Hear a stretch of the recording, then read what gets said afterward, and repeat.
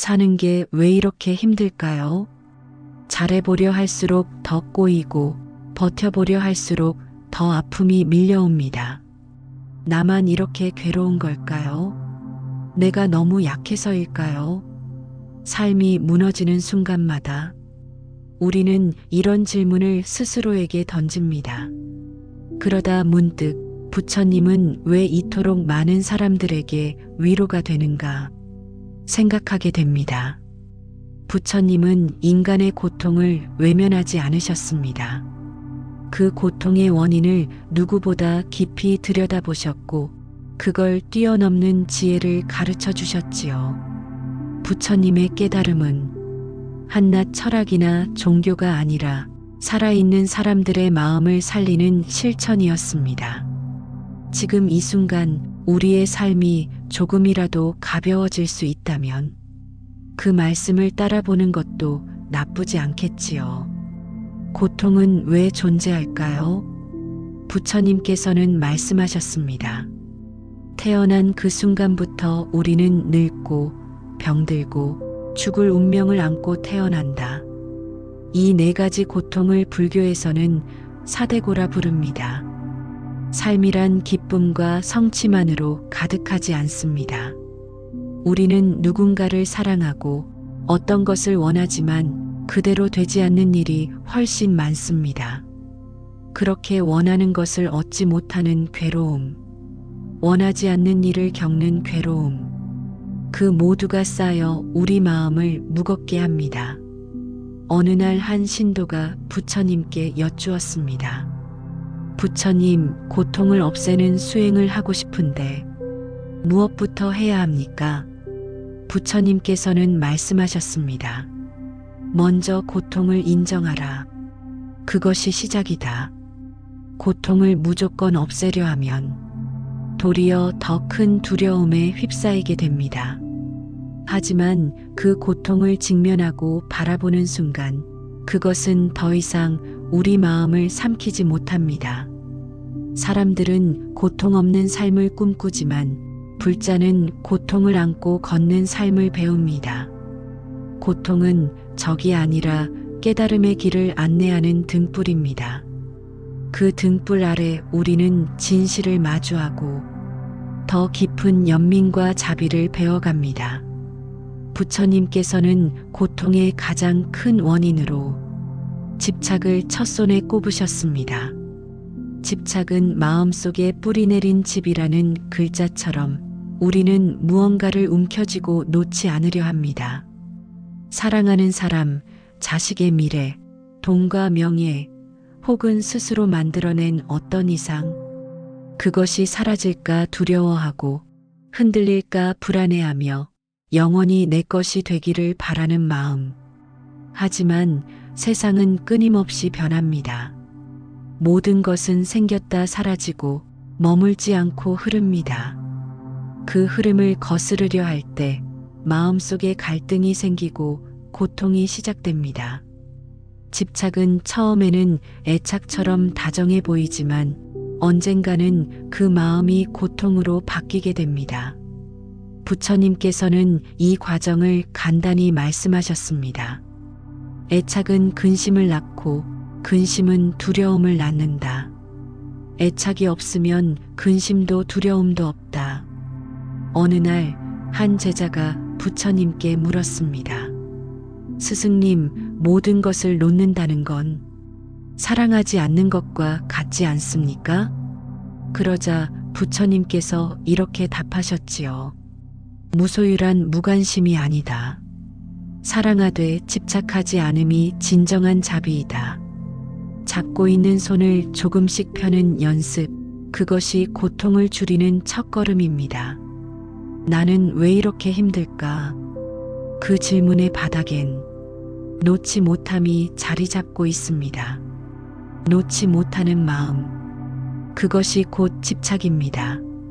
사랑도 소유도 심지어 과거의 상처까지 우리는 놓지 못합니다.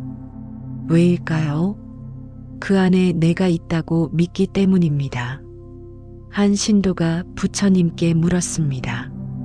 세존이시여, 사랑이란 집착입니까?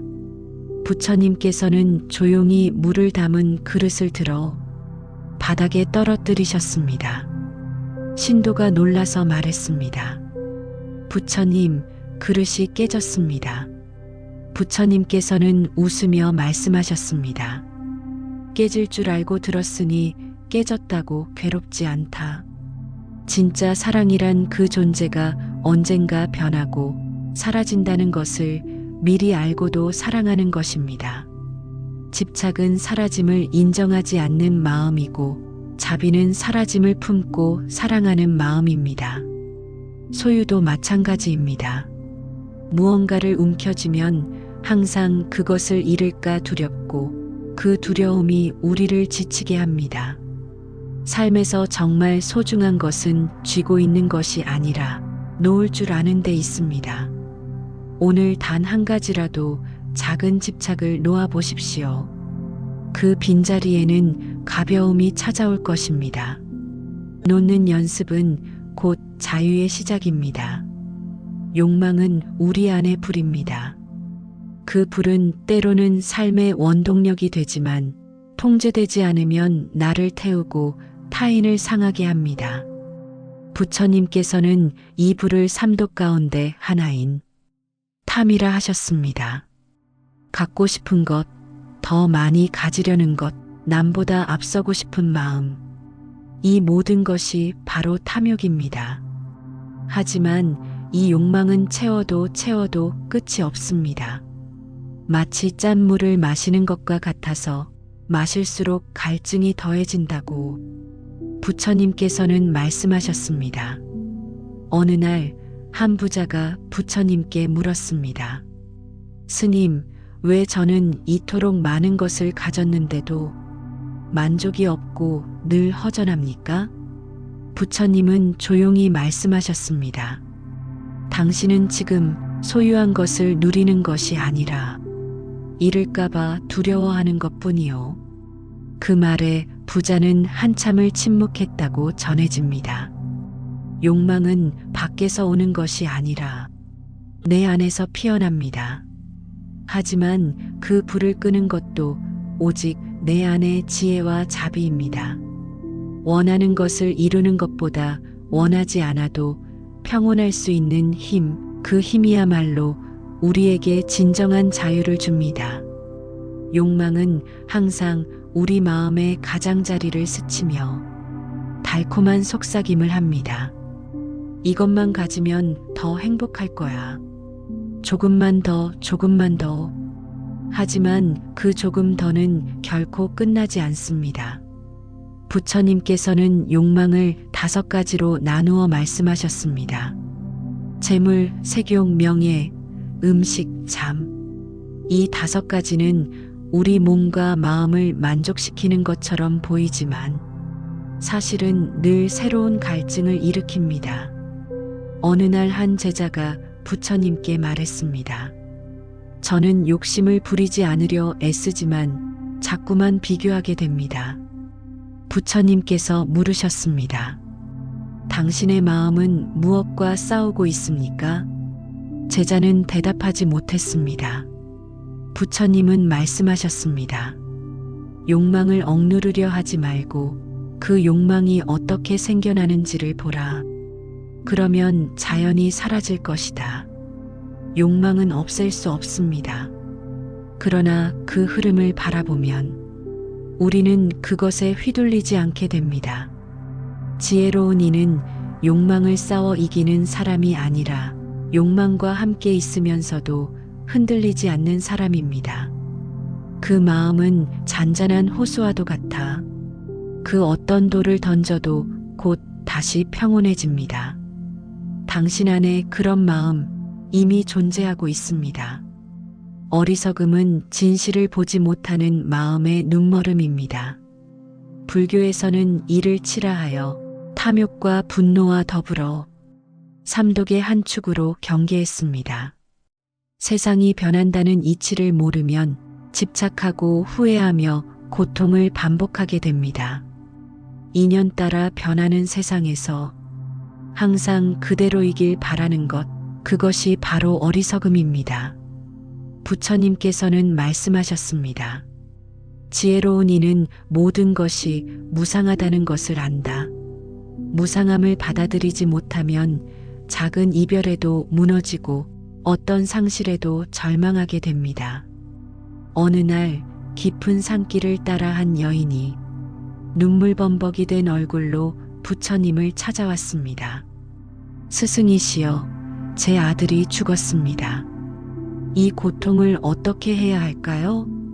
부처님께서는 잠시 묵묵히 그녀를 바라보시더니 말씀하셨습니다. 저 아래 마을 언덕에 수많은 무덤이 있지요.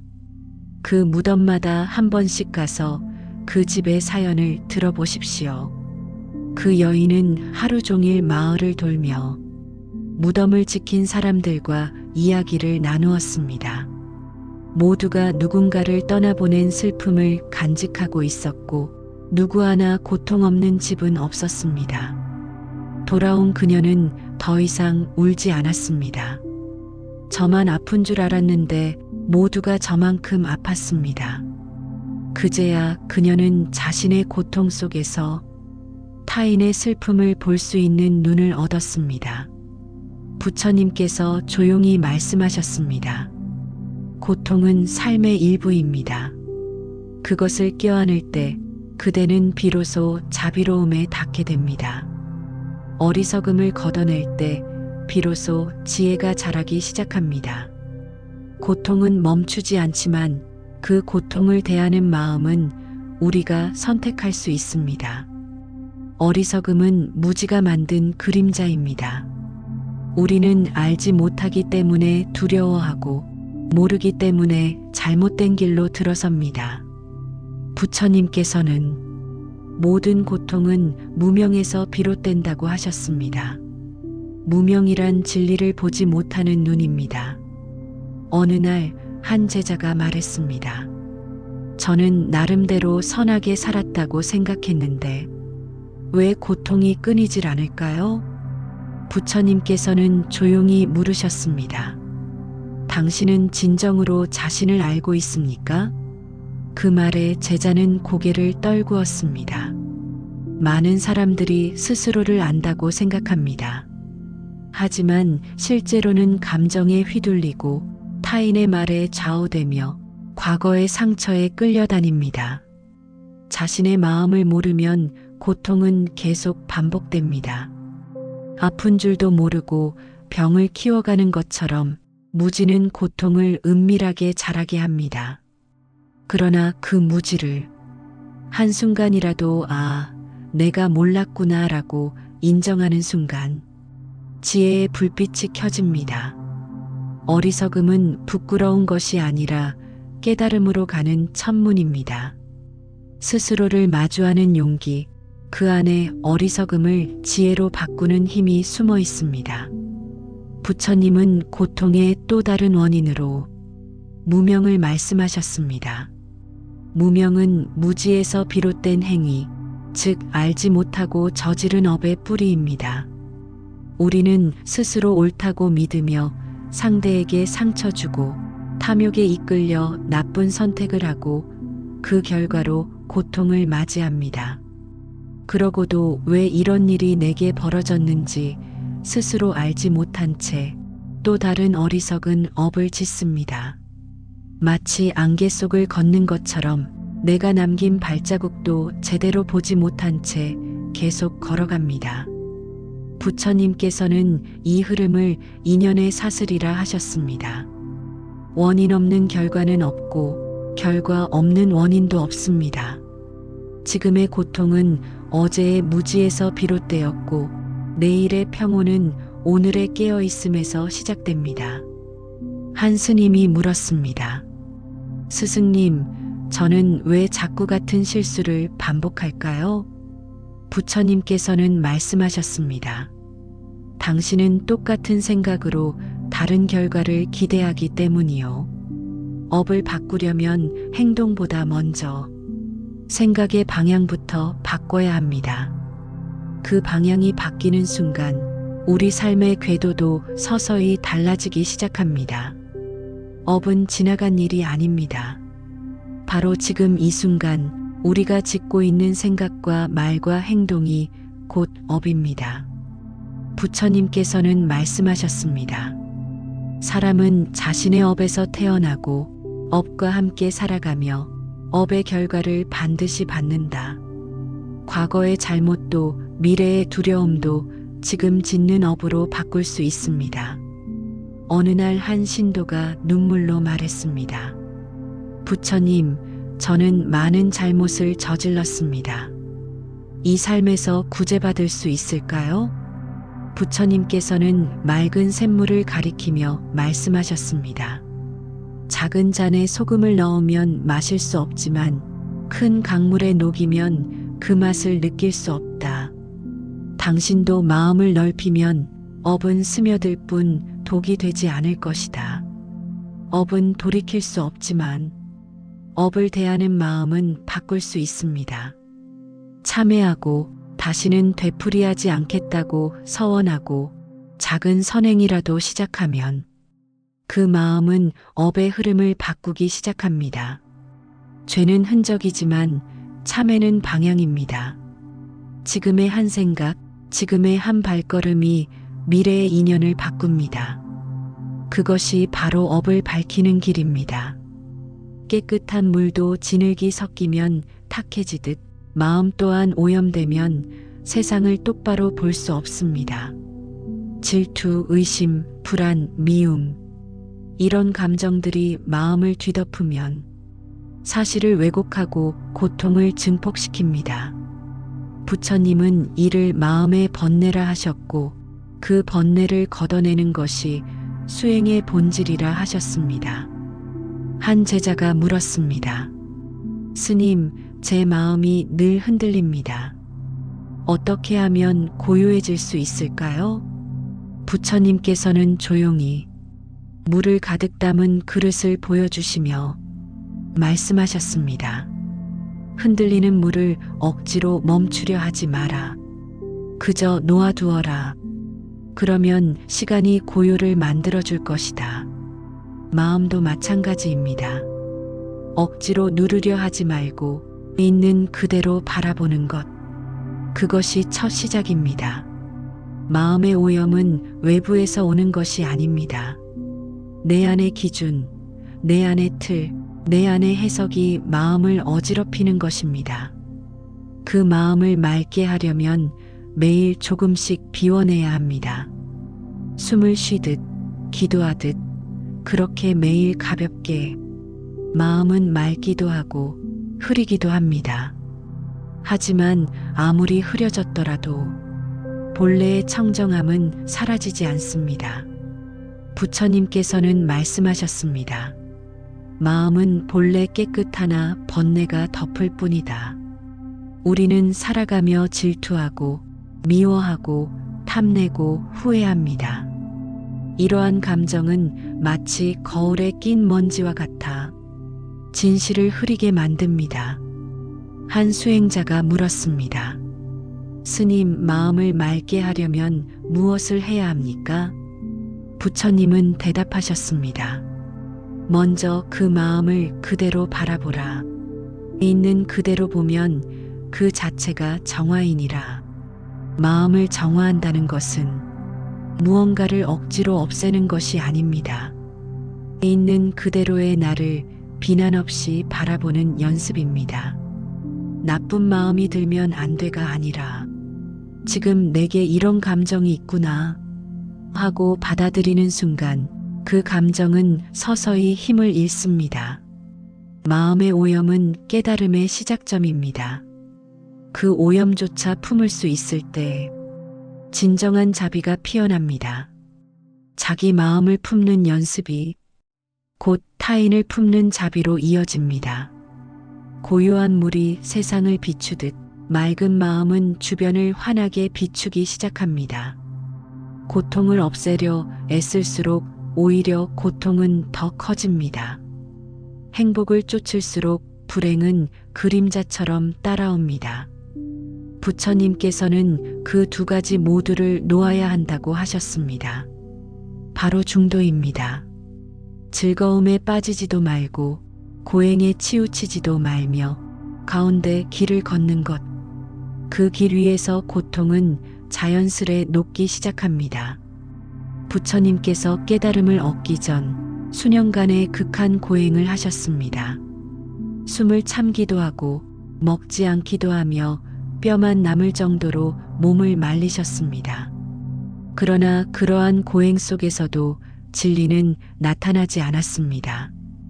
결국 한 마을의 소녀가 준 우유죽 한 그릇을 받아 드신 뒤 그제야 몸과 마음이 회복되었고 마침내 보리수 아래에서 깨달음을 얻으셨습니다.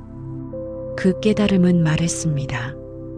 고통을 다스리는 길은 고통을 부정하거나 억누르는 것이 아니라 그 고통을 바라보며 평정 속에 머무는 것이다. 중도는 양극단 사이의 외줄이 아니라 오히려 단단한 중심입니다. 바람이 불어도 흔들리되 부러지지 않고 감정이 일어나도 휘청이 돼 쓸려나가지 않는 상태. 그 중도의 마음이 고통을 이기게 하고 진실을 보게 합니다. 삶이 흔들릴 때마다 우리는 다시 중도의 길 위로 돌아가야 합니다. 중도를 흔히 적당히 사는 삶이라고 오해하곤 합니다. 하지만 중도는 욕망에 휩쓸리지 않고 억지로 버리지도 않는 태도, 그 가운데에서 가장 진실된 길을 찾는 지혜로운 통찰입니다. 한 제자가 부처님께 물었습니다. 세존이시여, 중도를 걷는다는 것이 그저 평범하게 사는 것입니까? 부처님께서는 활을 들고 연주하는 악기를 가리키시며 말씀하셨습니다. 줄이 너무 팽팽하면 끊어지고 너무 느슨하면 소리가 나지 않느니라. 중도는 가장 바른 소리를 내는 그 알맞은 긴장의 상태다. 이 말 속엔 수행의 핵심이 담겨 있습니다. 열심히 하되 애타지 않고 쉬되 게으르지 않은 상태. 한 걸음 물러나 자신을 볼 수 있는 거리. 그 거리가 우리에게 평정을 가져다 줍니다. 삶은 늘 진자처럼 움직입니다. 기쁨과 슬픔, 성공과 실패, 사랑과 상실 사이를 오가는 우리의 마음. 그 가운데 중도를 지키는 삶은 그 어느 순간에도 나를 잃지 않게 합니다. 부처님께서도 극단의 길을 모두 지나셨기에 중도의 위대함을 깨달으신 것입니다. 지금 당신이 흔들리고 있다면 그건 중심을 찾고 있다는 신호일지도 모릅니다. 고통을 피하려 애쓰는 삶에는 늘 두려움이 따릅니다. 하지만 부처님께서는 고통을 밀어내는 대신 그 안을 들여다보라 하셨습니다. 괴로움이 있다. 이 사실을 깊이 인정하는 것. 그것이 네 가지 성스러운 진리, 즉 사성제의 시작입니다. 그 첫문은 고성제입니다. 고통은 실패가 아니라 인간 존재의 전제입니다. 어느 날 수행 중 눈물을 흘리던 스님에게 부처님께서 다가오셨습니다. 무슨 고통이 그리 큰가? 스님은 말했습니다. 마음이 혼란스럽습니다. 수행이 뜻대로 되지 않습니다. 부처님은 미소 지으며 말씀하셨습니다. 고통은 나아가고 있다는 증거다. 고요함 속엔 흔들림도 필요하다. 수행은 늘 평온한 길이 아닙니다. 마음속에 번뇌가 들끓고 억눌렀던 상처가 올라오고 지나간 기억들이 다시 나를 흔들기도 합니다. 하지만 그 순간을 견디고 바라보는 안목이 진짜 수행입니다. 고통을 껴안는 태도, 그 안에 진리가 숨겨져 있습니다. 많은 이들이 깨달음은 번개처럼 찾아오는 특별한 순간이라 여깁니다. 하지만 부처님께서는 깨달음은 특별함이 아니라 평범함 속의 통찰이라 하셨습니다. 깨달음은 눈부신 순간이 아니라 반복된 하루의 조용한 자각에서 자랍니다. 어느 날 한 수행자가 말했습니다. 스님, 저는 늘 법문을 듣고 책을 보는데 깨달음은 왜 오지 않을까요? 그때 한 노스님이 조용히 웃으며 말했습니다. 오늘 아침 밥을 먹었는가? 수행자는 대답했습니다. 예, 먹었습니다. 노스님은 말씀하셨습니다. 그럼 그릇은 씻었는가? 수행자는 고개를 끄덕이며 깨달았습니다. 지금 이 순간의 행동 속에 마음이 깨어 있다면 그 자체가 수행이며 깨달음입니다. 마루를 쓸고 차를 끓이고 밥을 짓고 그릇을 씻는 모든 순간이 나를 비추는 거울입니다. 부처님께서는 보리수 아래에서 수천의 기억과 감정을 내려놓고 숨쉬는 지금에만 머무르셨습니다. 그 단순한 있음의 순간이 깨달음을 잉태했습니다. 깨달음은 산속 명상만이 아닙니다. 가장 평범한 일상 속에서 마음을 깨우는 것, 그것이야말로 진짜 불자의 길입니다. 거기서 깨달음의 씨앗이 피어나기 시작할 것입니다. 많은 이들이 불교를 떠올릴 때 해탈이라는 단어를 먼저 떠올립니다. 해탈이란 모든 고통에서 벗어나는 것, 그러나 그것은 어디론가 도망가는 것이 아닙니다. 부처님께서 말씀하신 해탈은 벗어남이 아니라 깨달은 채 머무름입니다.